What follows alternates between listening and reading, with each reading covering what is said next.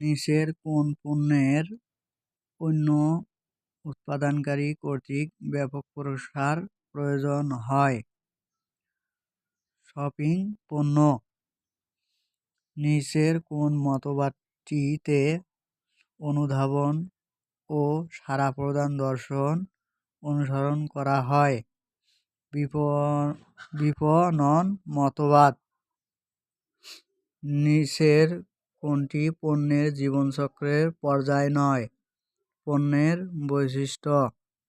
নিচের কোনটি ফলপ্রসূ বাজার বিভক্তিকরণের পূর্বশর্ত নয়? বাজারে অবস্থান গ্রহণ। পণ্যের আকৃতি ও মান নির্দিষ্ট করার কাজকে বলা হয় পণ্য ডিজাইন।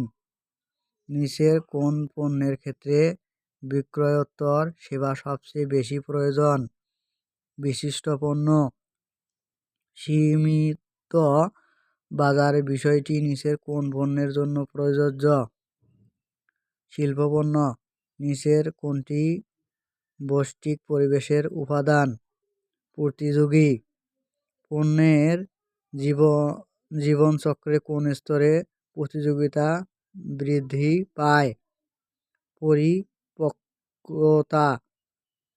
নিচের কোনটি বাজারে ক্রয় অবস্থান ধরন নয়? ঘন ঘন ক্রয়। নিচের কোনটি জরুরি পণ্য? পর্সেলাইন।